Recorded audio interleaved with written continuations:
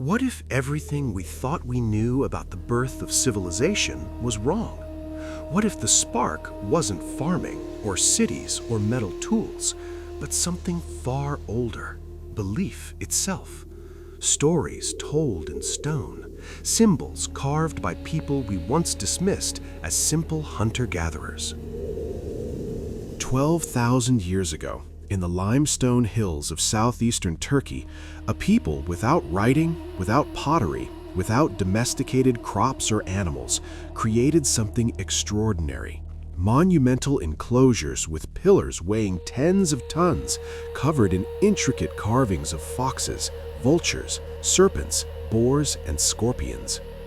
We call them hunter-gatherers. But the scale and sophistication of what they built challenges everything we thought possible for people living in the final days of the Ice Age.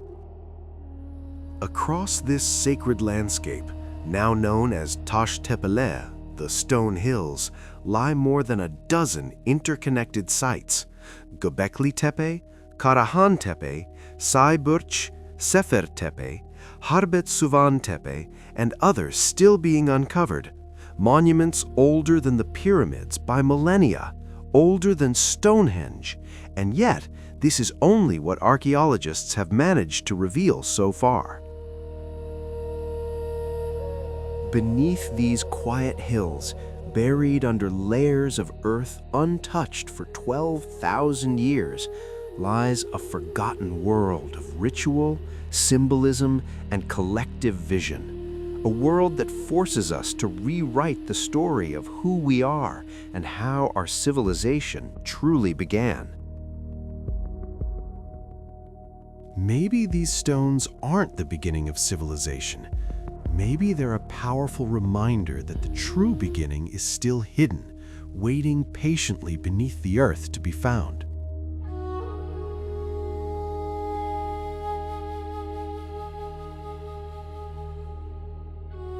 For decades, Göbekli Tepe stood in majestic isolation, an inexplicable anomaly that defied every textbook explanation of human progress. A place where hunter-gatherers, long thought to lack the organization or ambition for such feats, somehow quarried, transported, and erected massive T-shaped pillars weighing up to 20 tons, carving them with intricate animals and abstract symbols more than 11,000 years ago. But it was never alone. In recent years, archaeologists working under the Taş Tepeler Stone Hills project have identified more than a dozen sites scattered across roughly 100 square kilometers of southeastern Turkey, all built in the same distinctive style during the same astonishingly early period, between approximately 9600 and 8000 BCE. Göbekli Tepe remains the most famous, the UNESCO World Heritage Site that first shattered our assumptions about the dawn of civilization. But nearby Karahan Tepe rises as its haunting counterpart, with rows of human-like pillars and recent groundbreaking statues that seem to stare back across the millennia. Sayburç captivates with its vivid narrative reliefs, the earliest known story carved in stone, depicting humans interacting with leopards and a bull in what may be ritual or mythological scenes.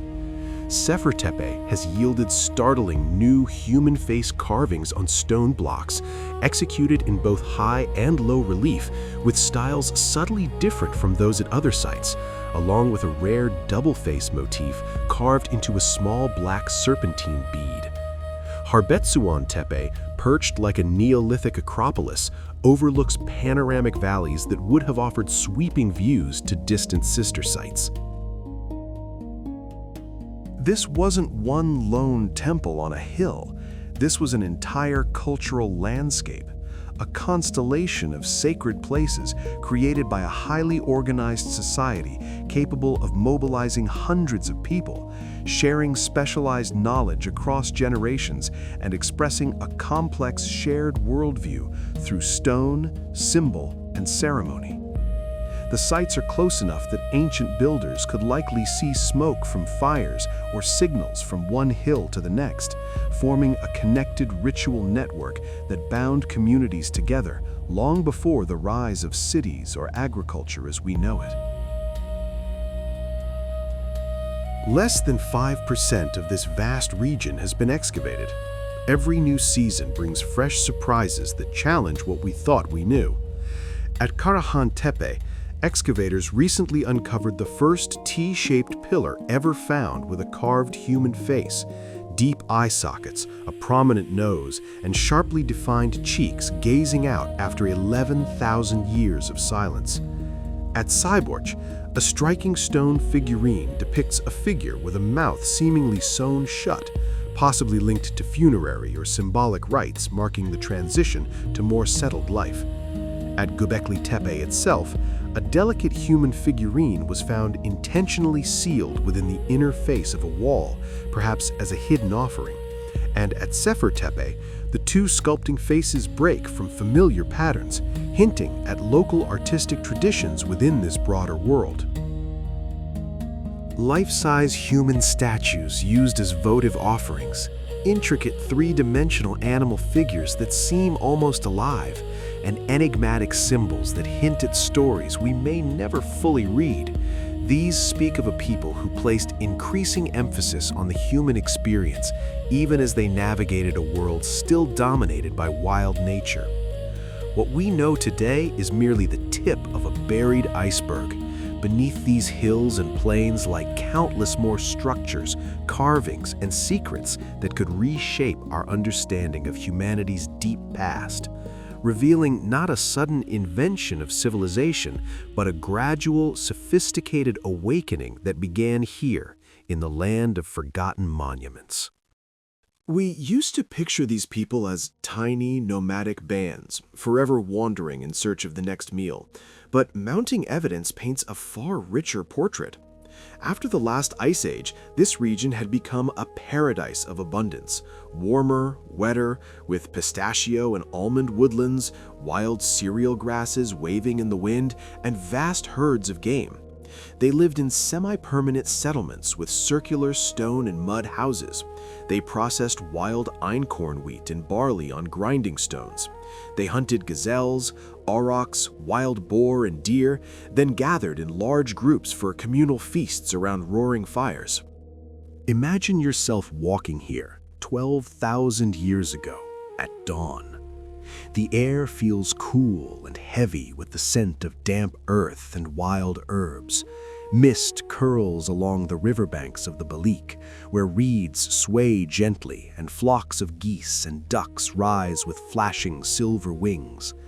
The hills surrounding you are lush and alive. Pistachio and almond trees dot the slopes with pale blossoms, while waves of wild grains ripple in the breeze like a green sea.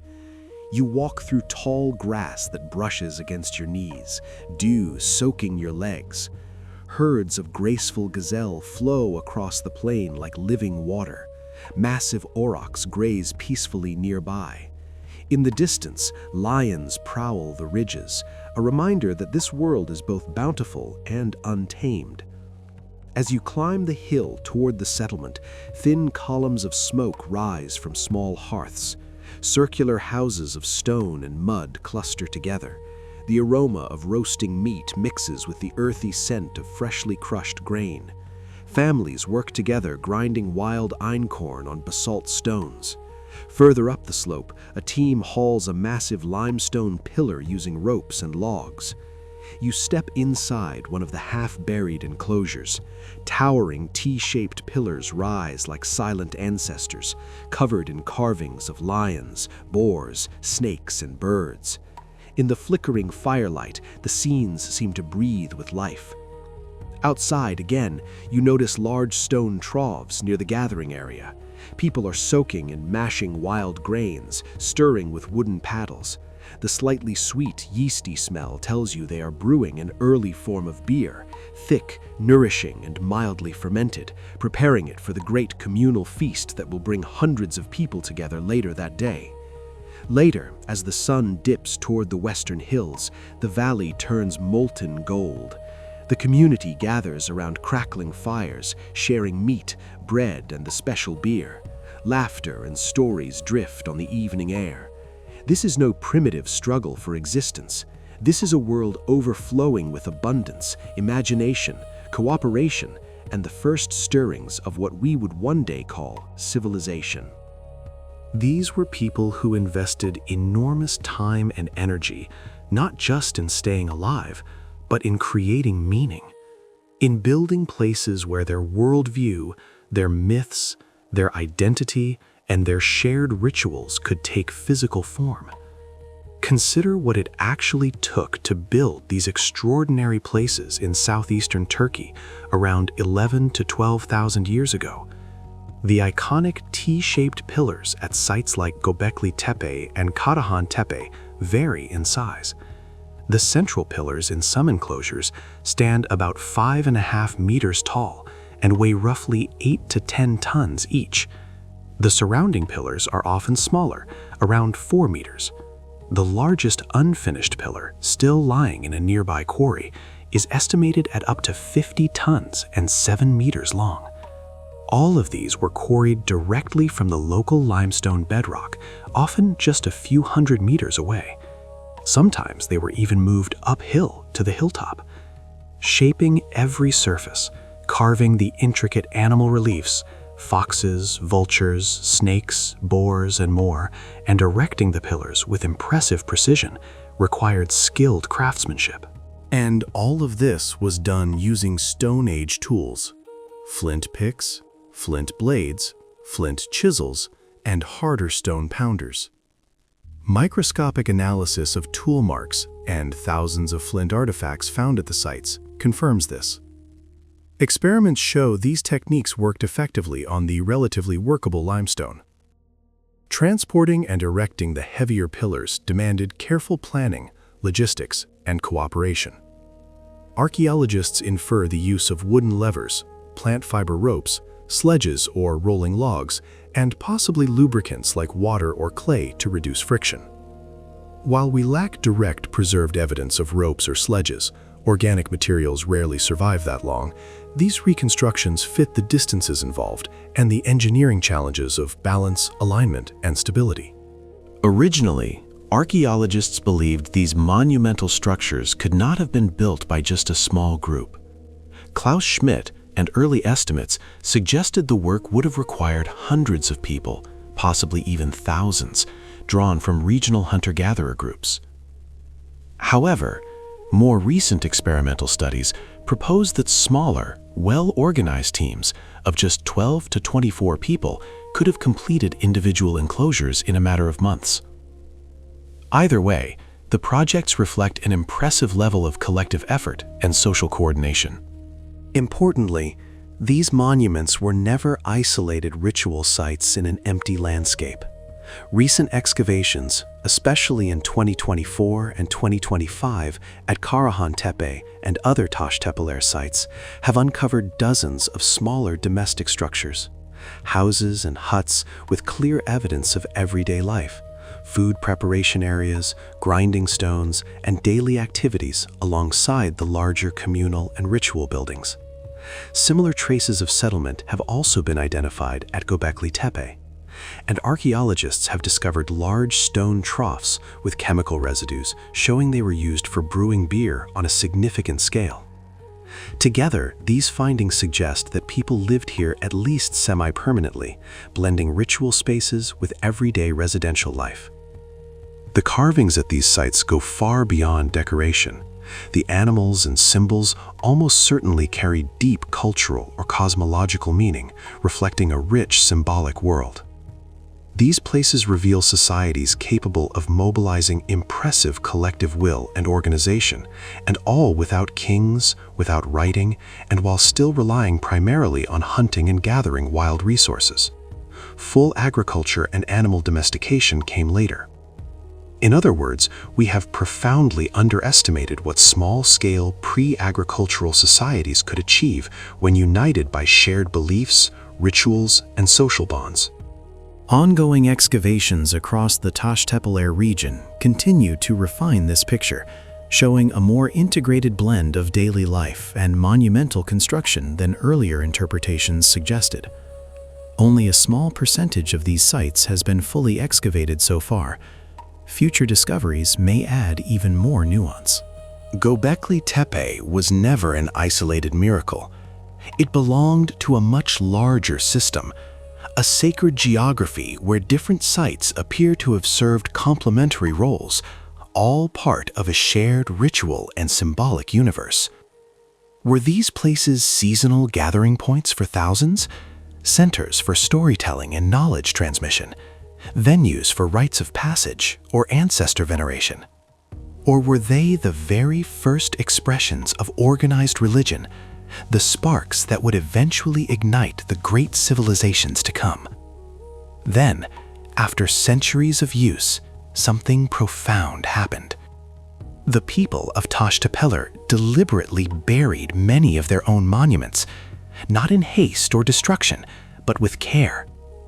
Layer after layer of limestone rubble, tools, animal bones, and earth was brought in to fill the enclosures, sealing the pillars like time capsules.